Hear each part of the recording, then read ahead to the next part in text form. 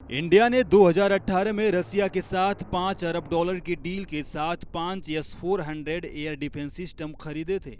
अब तक 3 सिस्टम भारत को मिल चुके हैं, जबकि चौथे और पांचवें सिस्टम की डिलीवरी में रूस यूक्रेन युद्ध के कारण देरी हुई।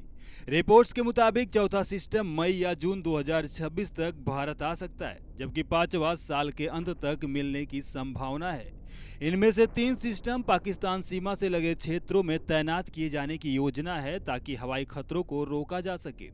यह सिस्टम आधुनिक युद्ध में मिसाइल और ड्रोन हमलों से निपटने के लिए बेहद अहम माना जाता है। सबसे एडवांस एयर डिफेंस टेक्नोलॉजी में गिना जाता है। यह सिस्टम दुश्मन के विमान, ड्रोन, क्रूज और बैलिस्टिक मिसाइलों को लंबी दूरी से नष्ट करने में सक्षम है। वैसे इसकी ट्रैकिंग क्षमता लगभग 600 किलोमीटर तक है और यह एक साथ 300 टारगेट को ट्रैक कर सकता है। S-400 अलग अलग रेंज की मिसाइलों के जरिए 400 किलोमीटर, 250 किलोमीटर, 120 किलोमीटर और 40 किलोमीटर तक के लक्ष्यों को निशाना बना सकता है। इसकी फायरिंग क्षमता पुराने S-300 सिस्टम से 2.5 गुना ज्यादा तेज है। S-400 सिस्टम को आधुनिक युद्ध में गेम चेंजर माना जाता है, क्योंकि यह एक साथ कई खतरों से निपट सकता है। यह हाइपरसोनिक मिसाइलों और तेज रफ्तार हवाई लक्ष्यों को भी बीच रास्ते में रोकने में सक्षम है। इसका लॉन्ग रेंज रडार 100 से ज़्यादा लक्ष्यों को एक साथ ट्रैक कर सकता है और रियल टाइम में डेटा प्रोसेस करता है। सिस्टम को इस तरह डिजाइन किया गया है कि यह कम समय में निर्णय लेकर टारगेट को नष्ट कर सके।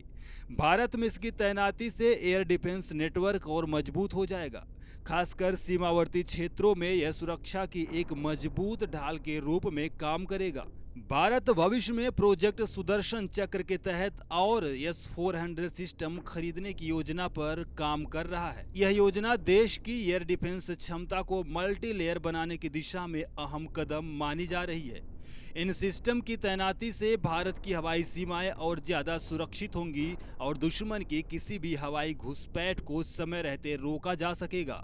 हालांकि विशेषज्ञ मानते हैं कि किसी भी डिफेंस सिस्टम के साथ ऑपरेशनल ट्रेनिंग और इंटीग्रेशन सबसे अहम होता है। कुल मिलाकर S-400 की पूरी डिलीवरी के बाद भारत की एयर डिफेंस क्षमता एक नए स्तर पर पहुंच जाएगी।